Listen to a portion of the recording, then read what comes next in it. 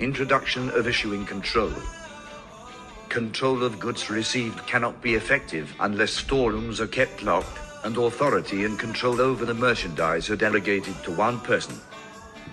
Even if the food service is too small to justify the employment of a full-time storeroom clerk, an employee may be made responsible for receiving, putting away, and issuing goods from the storeroom in addition to other assigned duties. No food or other supplies should be removed from the storeroom without authorization, usually in a written requisition form. An exception may be perishable foods that are to be used the same day they are received and are sent directly to the production units. They are treated as direct issues and are charged to the food cost for that day. All foods that are stored after delivery are considered storeroom purchases and, in most operations, can be removed only by requisition.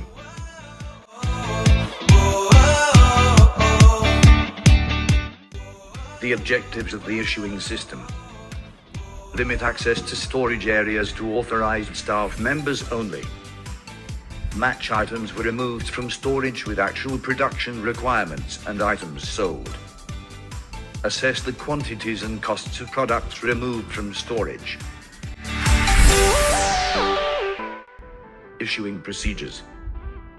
Any food and beverage operation, regardless of size, can use a formalized issuing system. Large hotels and restaurants often have full-time storeroom staff who assemble products to be issued and sign them over production unit employees sent to the storeroom to retrieve them. Smaller properties may assign issuing responsibilities to employees who work in storerooms at specific times only, or may require managers to be present when items are removed from storage. All these methods succeed in limiting access to storage areas. Issue process. The food requisitions.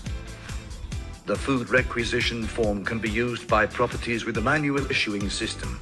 It identifies the type and amount of each food item necessary for production during a given shift or other period of time. Computer-generated issue quantities. Computer software enables managers to apply a project sales mix across a standard recipe file to produce a prior-to-service cost report.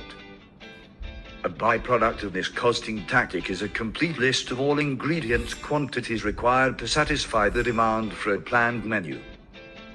The computer system lists all items requiring requisition to produce a projected sales mix of menu items. The beverage requisitions.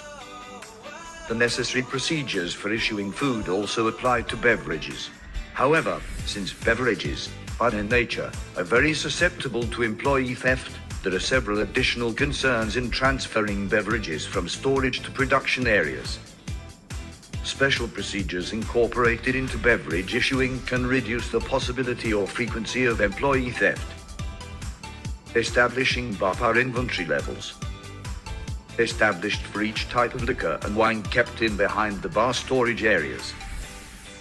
Beverage issuing steps. At the end of the shift, the bartender places the bottle. The bartender completes a beverage requisition form. The beverage manager checks the number and type of empty bottles against the information from the requisition form.